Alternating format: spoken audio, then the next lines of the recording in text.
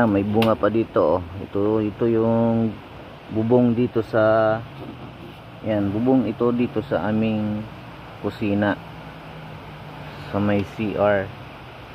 Yan, kusina ito, bubong.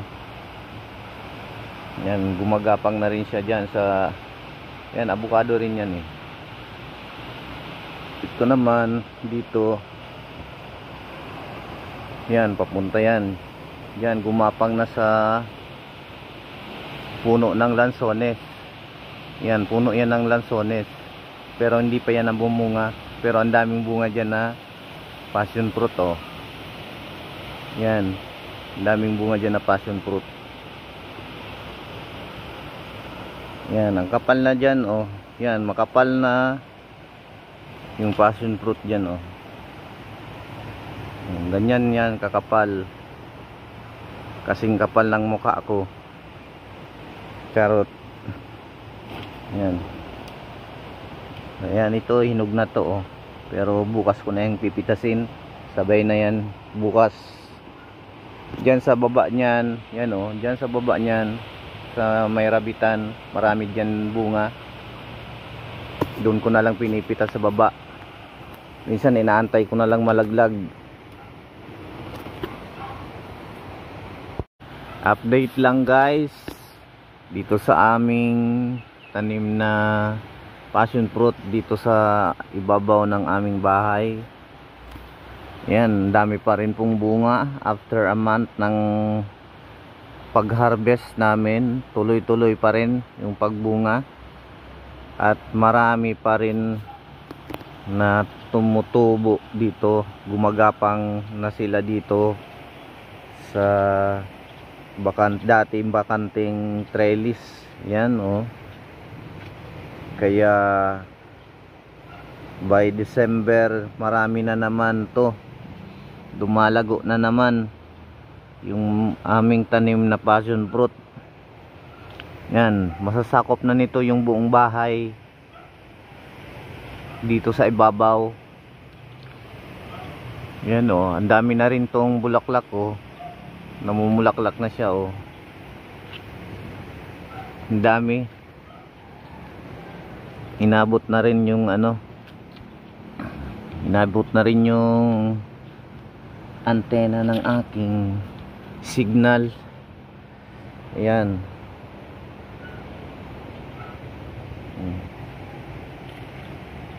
Yan, namumulaklak na yan, oh.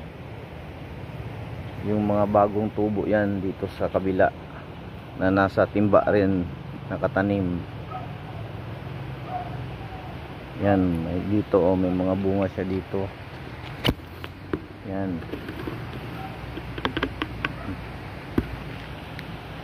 Tumutuloy na rin dito sa wire ng internet.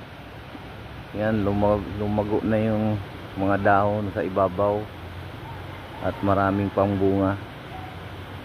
Sa ngayon po ay bumaba na yung presyo, pero okay lang, kaya pa naman, nakatulong pa rin sa mga gastusin sa bahay. Dito na namin kinukuha yung pamasahe ng panganay ko sa pagpunta sa eskwelahan. Yan, ayan, oh. Merong namang bagong, kasi nalalaglag na lang pag hinog. Inaantay na lang namin siya malaglag pag hindi naman siya mauhulog dun sa baba. Hinahayaan na lang namin siya malaglag ng kusa, kasi mas matamis yung talagang hinog na siya. Yan, dito halos malilim, ng wala na siya ditong init kasi makapal na yung mga dahon sa ibabaw, pero yung bunga hitik na hitik pa rin, at meron pa dyan sa ibabaw hindi pa nakikita. Kakarvest ko lang kanina, hindi ko naman na i-videohan kasi umuulan nga, madulas, mahirap.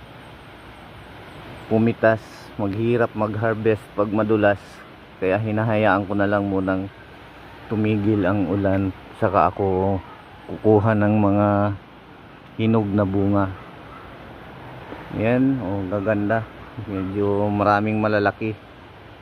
Yan. Ito pwede na to, kaso antayin kong maging dilaw talaga siya para hindi maasim. Yan, ang dami pang bunga, oh. Pero may isang buwan na kaming nag-harvest. Almost 200 to 300 per day ang kita namin dito. And until now, medyo bumaba yung presyo, 50 na lang yung kilo galing sa 100 per kilo. Pero okay pa naman kasi wala naman itong puhunan. Hindi naman to na puros lang to organic. Hindi kami gumagamit dito ng fertilizer. Yan, nakatago yung ibang bunga, oh. Sa ibabaw meron. Ito yung magandang itanim kasi hindi ka magagastusan sa maintenance. Yung puhunan ko lang dito yung tali na ginawa kong trellis na gapangan. Yan lang ang puhunan ko dito, saka yung pagod, natural yun, yung tiyaga. Pero sulit na sulit yung kung sa maliliit na space. Kung meron sa baba, pwede kayong mag-ano sa baba, magtanim, gawa lang kayo ng trellis. Kahit nakasemento yan, ilagay nyo lang yung lupa sa sako, tapos itanim nyo dun, tapos gumawa kayo ng palapala. Yan, ganyan, oh, ganito, oh. Yan, may mga tukod yan. May mga tukod yan ng kawayan, oh. May mga hinog na, kaso kaka-harvest ko lang kasi kanina. Yan kasi pagka uminit na, pag malakas yung init, madaling mahinog yung ibang bunga. Kaya kahit kaka-harvest mo pa lang, maya meron na naman yung mga hinog. Yan, kaya sa bukas naman yan, harvest namin yun bukas.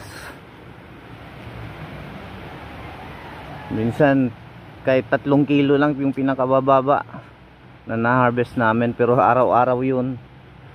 Doon na lang sa 3 kilo may 150 na kami sa per kilong 50. Ngayon mababa yung ngayon, presyo ngayon. Pero nung nag-start kami mag-harvest is 100 per kilo, umabot yun ng 120 per kilo. Pero ngayon ay 50 lang. Pero okay pa naman kasi wala naman itong ginagastos. Agaantay ka lang talaga mag-harvest. Yan, oh. Sipag ka lang, pag sobrang init, didiligan mo lang yung pinakapuno doon sa sa tinanim kong timba. Yan, oh, may mga hinog na naman, oh. Pero bukas ko na yan pipitasin para sabay-sabay na yung ibang mahihinog pa bukas. Yung araw-araw kang nagpipitas ng sa loob ng isang buwan, hindi, ang dami na. Tapos meron na naman mga ganitong kapalit, humahalili doon sa mga naunang mga bunga. Ayan, doon gumapang na rin yan doon sa may baba, sa may rabitan ko. Kaya marami na rin doon. Hindi na ako maakyat pag pag pitas doon kasi mababa lang.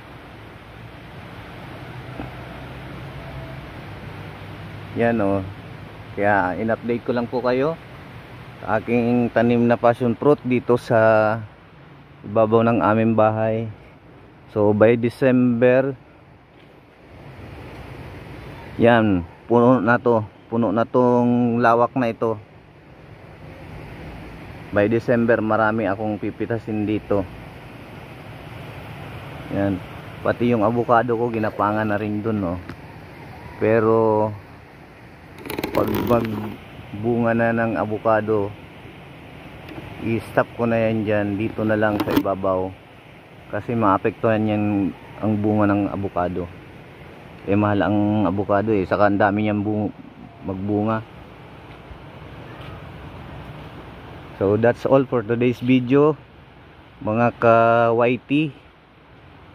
Shouties sa mga ka-team ko dyan sa Team Banana, Team Yaw Yaw, at saka sa Team Buwang. Shout out Nanay Eva TV and the rest of the gang. Thank you for watching.